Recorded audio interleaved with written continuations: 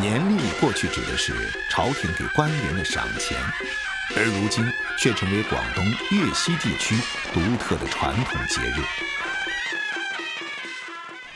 我哋今次嘅年例慶典活動咧，將會呈現一個400幾圍5000人同時食飯嘅盛大嘅宴席場景。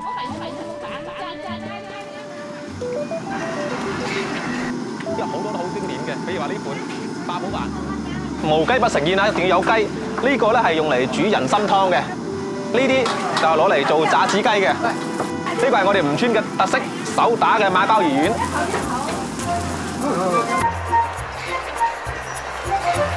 年例，美食是主角之一，而美食海鮮必不可少。每一台有15道菜，其中有6道係海鮮嚟嘅。當然，巴克係唔可以少嘅。到場嘅所有領導、嘉賓、親朋好友，夜幕降臨，賓客陸續到齊，吃年例正式開始。隨着一道道菜式飛奔上桌，鄉里鄉親間的氣氛愈發熱烈。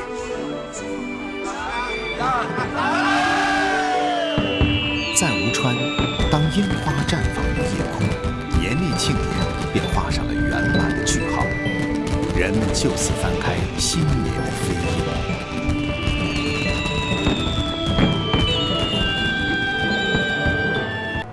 湛江雷州半島依偎着廣袤的大陸，胸懷着蔚藍的大海，宛若一條騰越南海的巨龍。每逢4月，半島四周青鱗魚群最是豐盈，風平浪靜之時，正是撒網捕魚的黃金時刻。晚上10點，陳小江接到了起航的號令。哎呀，3更半夜出去真係唔容易。唉，又要輕蚊先翻嚟。得啦，多謝啦。哎呀，嚟啦！黃飛虎是當地聲名顯赫的船老大，40餘載與海共舞，對漁汛的韻律了如指掌。凌晨5點半左右，黃飛虎再度揚帆，開啟了新一天的作業。這個是燙魚絲，這個是雷達啊。下雨可能看到清水外面，看魚是現在看到清水海底有什麼魚啊？憑借多年逐魚而捕的經驗，黃飛虎在探魚器屏幕上敏銳地捕捉到了青鱗魚群的蹤跡。有新郎魚，準備下網。大魚群密密麻麻都是。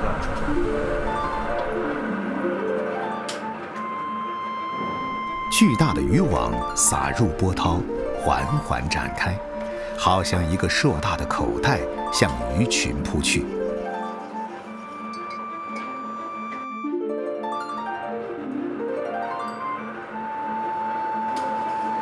4個班就好了，準備洗碗了。起。我們下網的時候有看到應該有那個青鱗魚群，現在起網了，好期待。從下網到起網，一趟要忙活6個小時，循環往復，辛苦而單調，但正是老廣與大海共生的日常。以前都通通是水母，沒有買到錢，快板了。魚這麼大，我們這本地的應該得送魚吧。春末，北部灣的海蜇汛期漸入尾聲，不過大如石磨的海蜇並非漁民們青睞的獵物。我們真的期待到了我們的青鱗，看這青鱗魚呢，它有個特色，它背面呢都是青色的。青鱗魚又名青鱗小沙丁，是飛魚家族的一員，是沿海漁獲中不可或缺的品種。新鮮的青鱗魚，魚鱗在陽光下閃爍着金屬般的光澤，隨着光線的流轉，變換出斑斕的色彩，仿佛一幅山水畫。新鮮的青鱗魚有着獨特的風味，用麵粉在魚身上薄薄抹一層，將青鱗魚下鍋炸到兩面金黃，就大功告成了。漁村春日的閒適時光，便有了這酥脆掉渣、內裡嫩滑的美味小吃。吃多了炸物一上火，于是当地人将葱段、蒜头等料头铺底，青鳞鱼在上面排排坐，把清水没过鱼背，小火把水收干，等鱼鲜味儿一股一股地冒出来，青鳞鱼就包好了。青鳞鱼在当地最传统的吃法便是鱼具。哎，响了，出来啦！这个是10年前埋下去的，你看，在古时候呢，大户人家嫁女儿的都是用10年以上的渔具来做嫁妆。陈小江毕业于武汉大学，曾在服装行业做设计策展。2020年回到老家，要用清水搓洗，把这个脏的或者其他的寄生的螺类要把它清洗干净。我们是一层鱼一层盐，是把它铺平。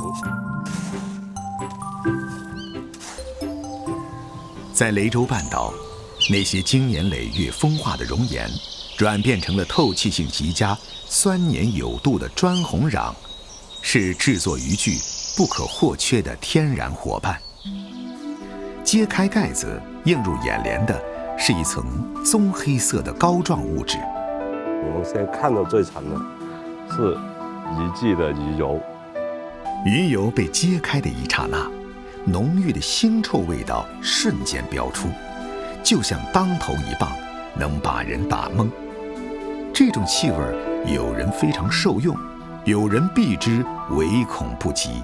金黄金黄的，我很喜欢这个味道。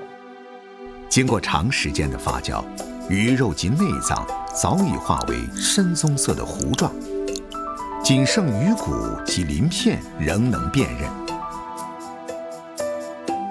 渔具既可以做菜的配料，也可以做食材的蘸料。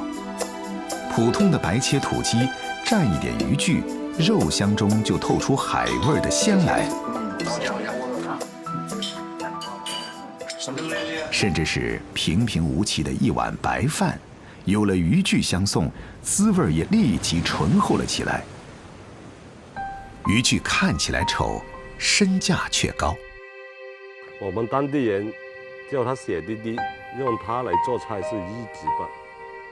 渔具的最佳搭档是花腩。花腩切成薄片，与渔具一同投入砂锅的怀抱，中火慢煮。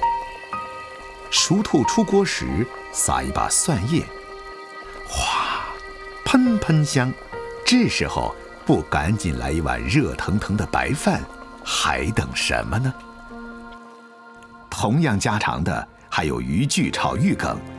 玉梗焯水，将蒜蓉、虾米、扇贝爆香后，再倒入玉梗翻炒，最后加清水和渔具调味，煮开后转到瓦煲内慢火煮透，玉梗饱吸了渔具的咸香，咬一口，鲜汁四溅。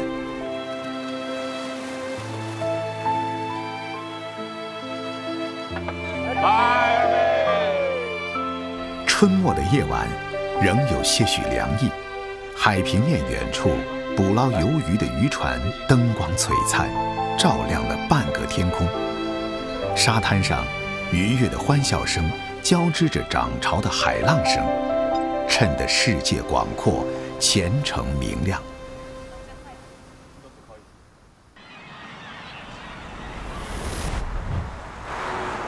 粤西的海岸线在茂名港处形成一个内湾，造就了水东湾这片宽广的滩涂。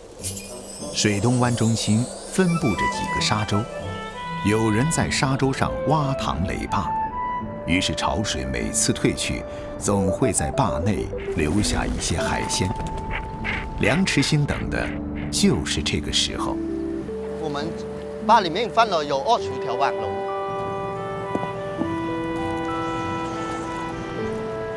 我右手是海白虾，左手是泥虾，小的放3这些小，这些丁子小，直接放了。走吧，回家，走妈妈。还有孔雀，哎呦，咬一口啊！哦，钓它上来的话。梁池兴土生土长的资深渔民，曾在餐厅里端过盘子，在建筑工地上搬过砖。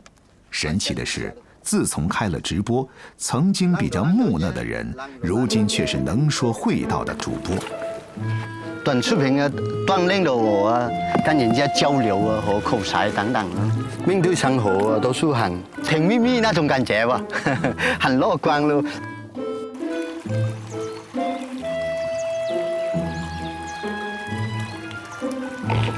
这里有估计有6斤左右。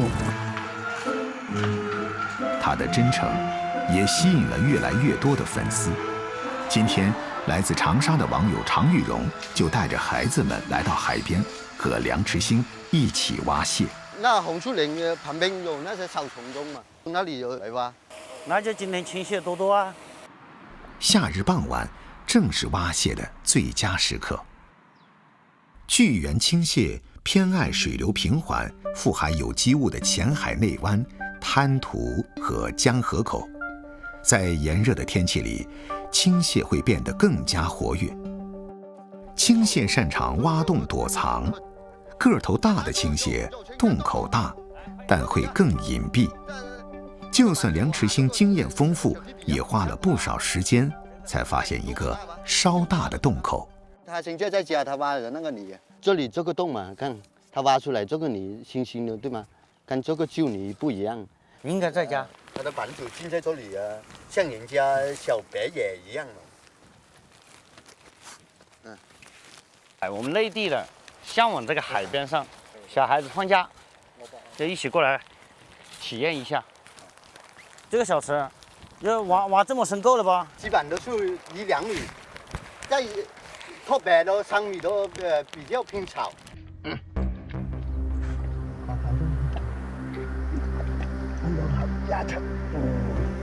用木棍看一下。挖青蟹多少有点碰运气，洞里面是否真的有青蟹，不到挖开的那一刻，谁的心里都没底。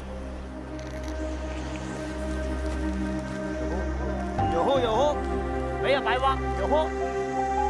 哇，小朋友啊，看，小水叔叔抓一个大青出来给你，看，真的是有半斤啊。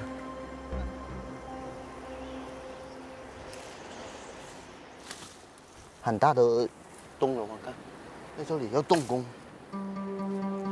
到后了，碰到了，慢慢还不敢出来呢，在这里卡紧。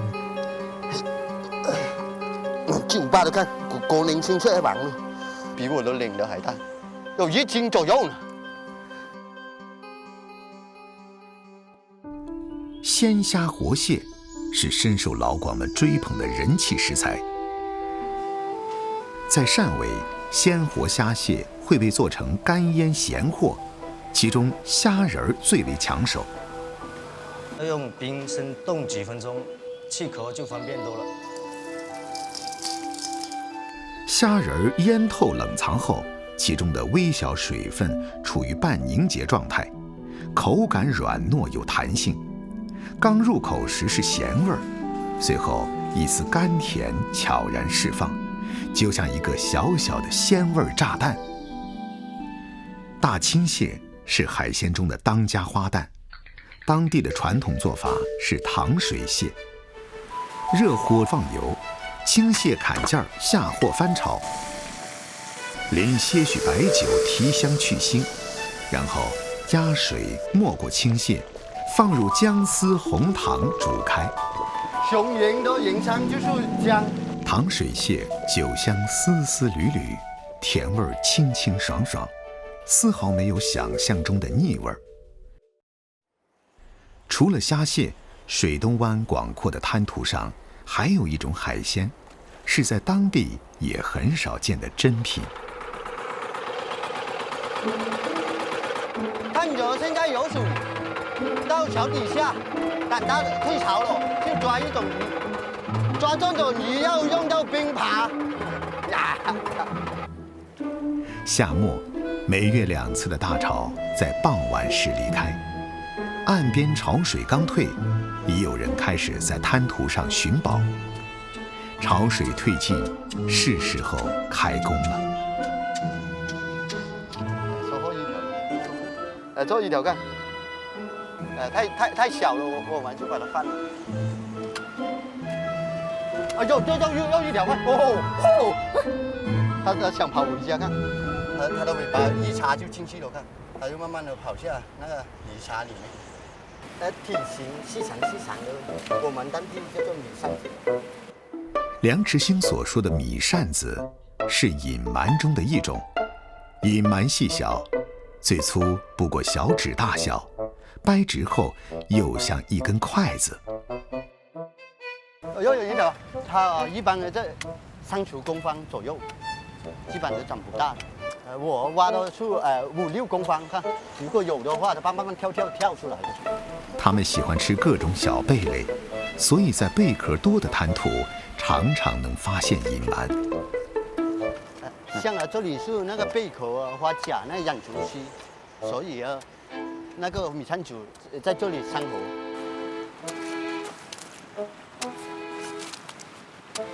一下就又钻进去了。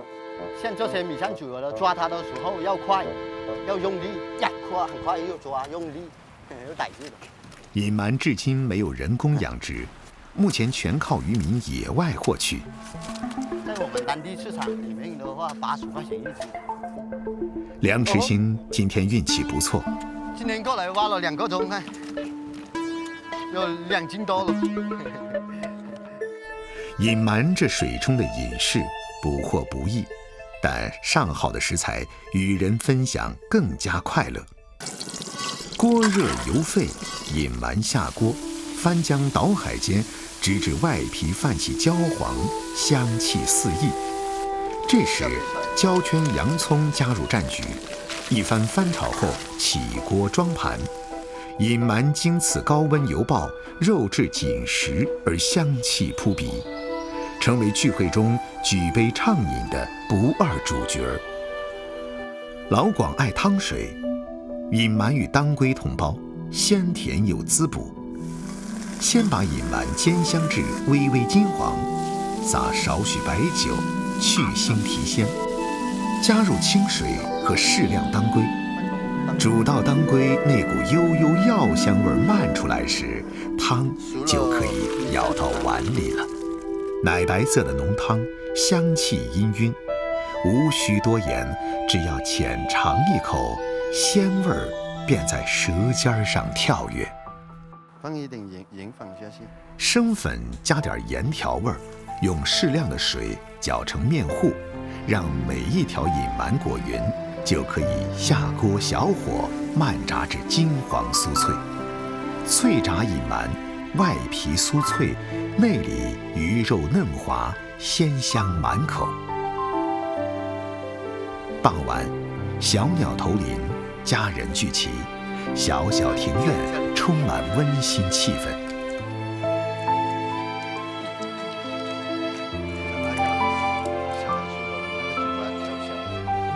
赶海、短视频，两者看似风马牛不相及。当他们在梁池星的生活中交织，就成为了一场传统与现代的邂逅，在这水天一色的舞台上，成为了故事的主角儿。涠洲岛在北部湾海域中部，有蓬莱岛之称。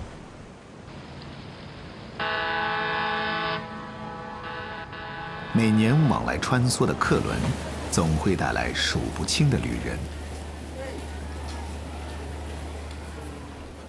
招拍人呢係佢哋名呢，即係講讓客人舒服舒適嘅地方休息啊。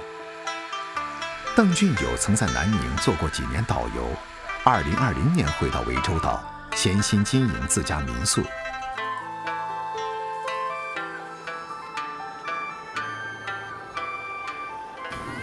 涠洲岛周边地势大多平坦，每逢大潮退去，滩涂就会成为赶海人的圣地。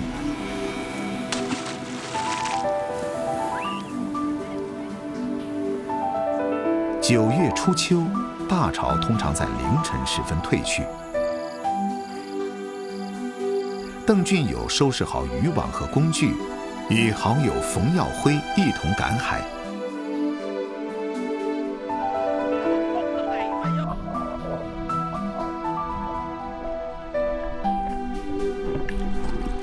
哇，涠洲岛的这个海水太清澈了啊！水下有2个好大的那个海胆啊！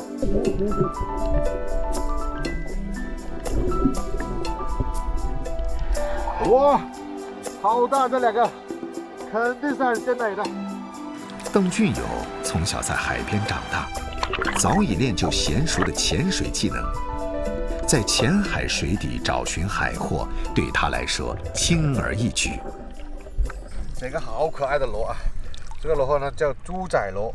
邓俊友所说的猪仔螺，其实是人们常说的宝螺。宝螺家族数目庞大，在中国沿海，从福建至南海，都有它们的踪迹。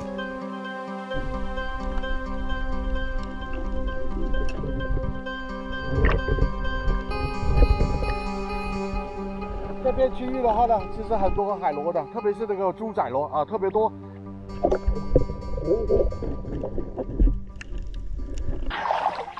哇，我又抓了一手猪仔螺，它怕强光的啊，它主要是在晚上出来。宝螺科的动物行动缓慢，白天蛰伏在珊瑚洞穴或岩石下面。要想找到猪仔螺，夜晚才是最佳的时机。它主要是吃一些那个珊瑚虫、小贝壳啊之类的，是个肉食动物啊。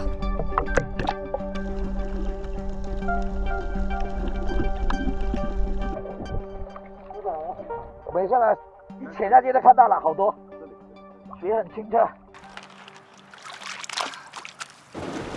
在久远的历史中，海贝曾被当作货币使用，其中就包括了宝螺的贝壳。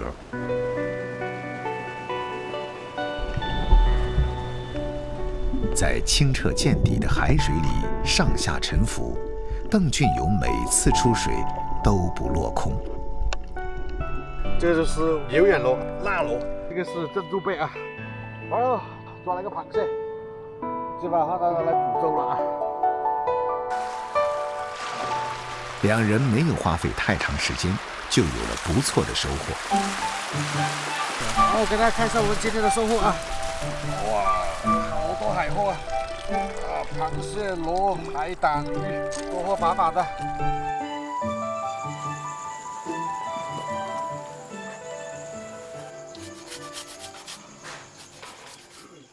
你看有些猪仔螺的话呢，它的壳啊，会长一些寄生一样的啊，就是微生物，所以呢，我们要把它刷干净。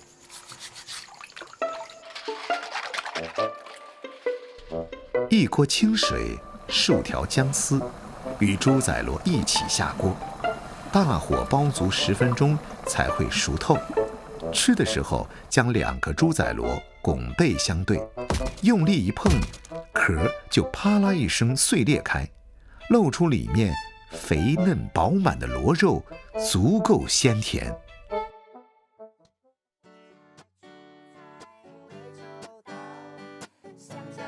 烧烤猪仔螺更是风味十足，在热情四射的炭火烘烤下，螺肉焦香满溢，破壳后挑出螺肉，看似费劲，实则乐趣无穷。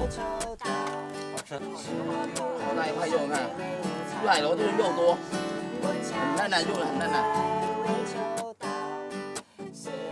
烤好的螺肉呈现诱人的金黄色，入口慢慢咀嚼，软糯有韧性，配合焦香的味道，这一刻就是对海岛风情的完美诠释。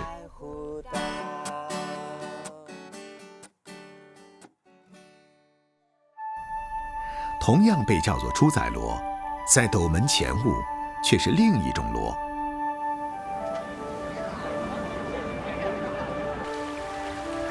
前雾镇的西面是珠江出海口的衙门水道，这里江水和海水交融，河道边的滩涂是黄建超和好友农忙之余寻宝的好去处。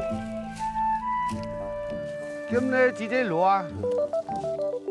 黄建超所说的猪仔螺，粗顶椭圆身，壳面有细密布纹，学名为中华大耳螺。個螺仔啊，好嗰啲嘅樹啊，嘅耳仔嚇，長長啊嚇。因其圆嘟嘟的身材、肥硕可爱，当地人戏称它为“猪仔螺”。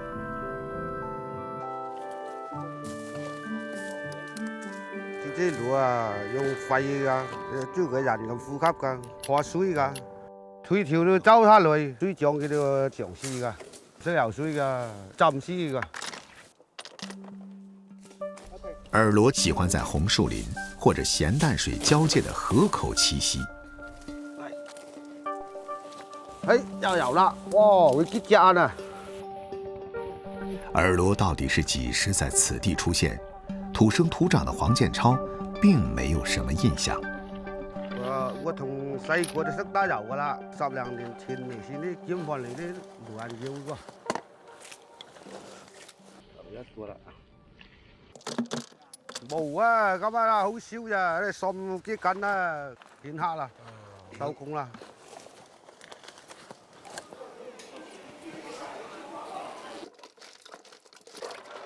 挖回來的耳螺需要靜置一段時間，讓其吐淨體內的雜質，然後才能下鍋。呢度咁就用醬啦，2到3片啦。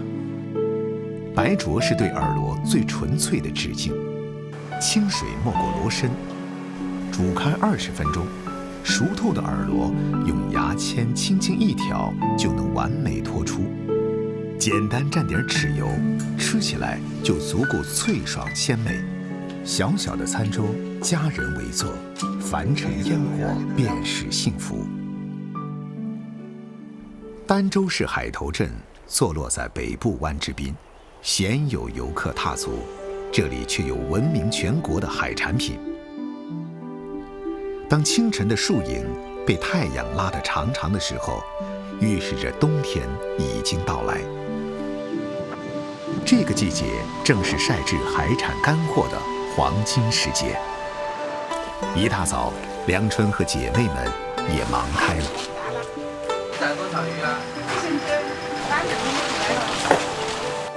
這些是男人出海捕撈上來的魚，我們女人在家的話就是曬魚啊。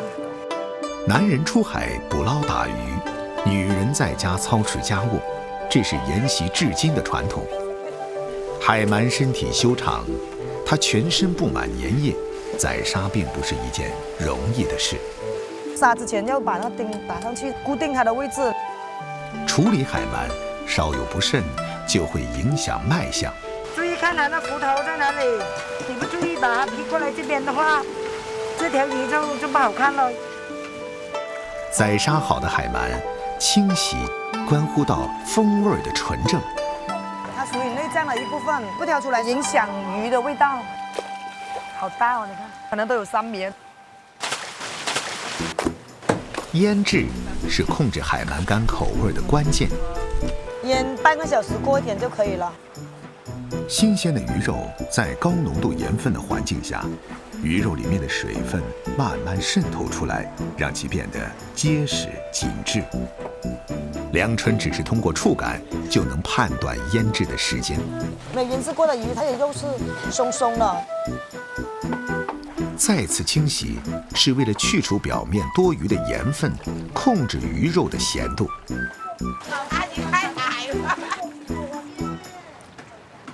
晾曬是海蠻風味轉化的最後一步。我哋有3支斤的有，20斤的有，最大有40斤。10斤的魚曬乾後，可能有7斤這樣子吧。在當地和海蠻乾齊名的是大紅魚乾。這條魚啊，大概有10斤左右。大紅魚個頭大，骨頭硬，想破開魚頭得費好一番力氣。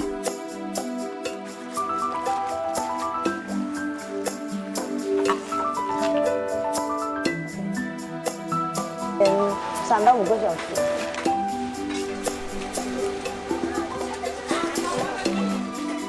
你看洗乾淨才白白的，隨豬肉一樣。曬紅魚首先要把腮蓋立起來。要瀝水呀，天氣好的話，一般都是5天。陽光的撫摸，海風的輕撫，以及時間的沉澱，共同成就了海鳗鱼干和红鱼干。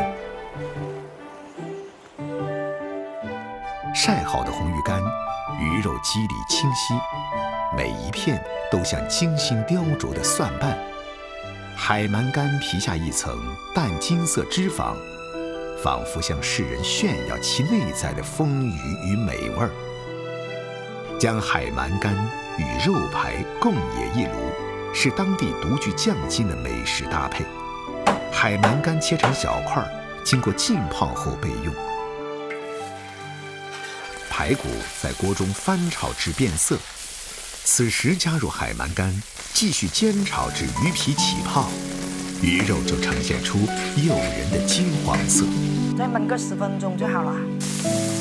这道菜里最让人难以忘怀的是那层鱼皮，丰富的胶原蛋白经过焖煮后变得咸香而富有粘性，轻轻一咬，胶质在唇齿间缠绵。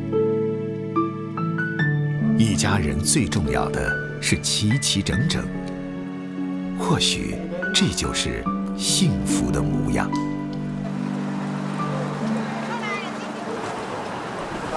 每天凌晨3点左右，随着大大小小的渔船靠岸，博鹤港的小码头处人声鼎沸。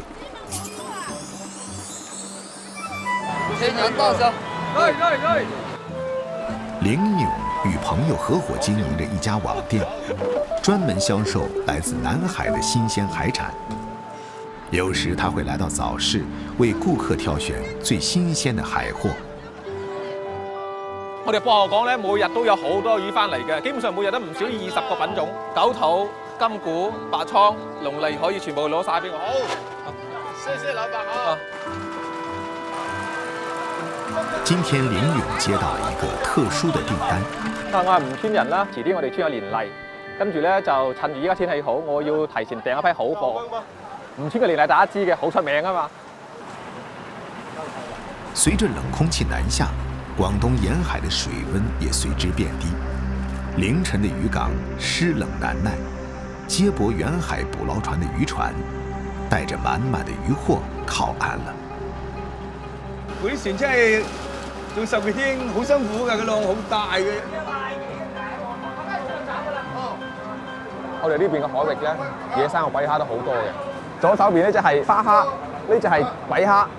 每一年咧9到3月份咧，都算係花蝦季。花蝦是林勇要為年例準備的靚貨。陰蝦身淺黃，尾巴後部是鮮豔的藍色，又被叫做九節蝦。其實咧9節蝦就係花蝦，因為佢身上有一層層嘅暗黃色嘅花紋，意節節高，所以廣東人咧中意用嚟送禮啦。花蝦對環境要求很高，養殖量不大，主要依靠漁民捕撈。呢啲船翻嚟嘅花蝦咧，品質係最好嘅，因為佢從捕撈上船到我哋手上都係立亂票嘅。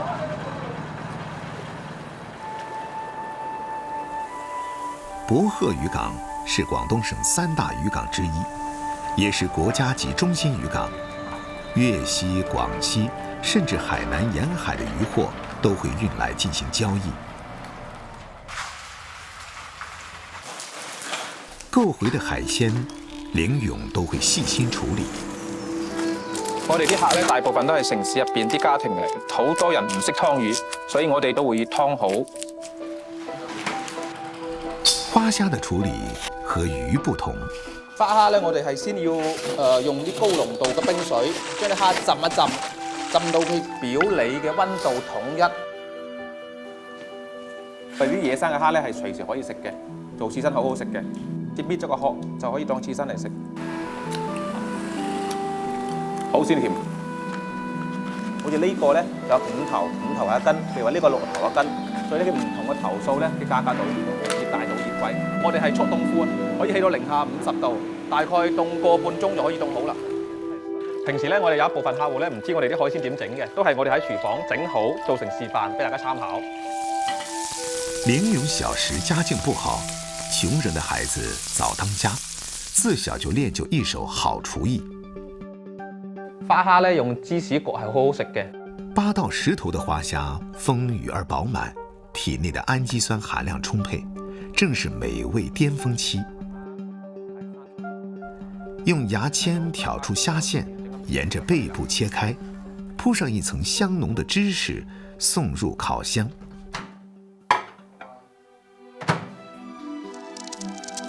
静待温度的魔法加持，芝士焗花虾一定要趁热吃，才会有香滑的口感。鲜活的花虾、盐焗也是不错的选择。花虾去头备用，粗盐及香料炒热，放进虾尾，再用粗盐覆盖，小火慢焗5分钟。当虾肉里面的水分在锅盖上凝聚成滴流淌时，虾尾便是焗好了。盐焗的虾尾肉质紧实，又有点脆感，咸、鲜、香。剩下的虾头不能浪费，略略煎香后，加入翻滚的粥水之中，数秒后关火。虾头粥绵滑之中更增香甜。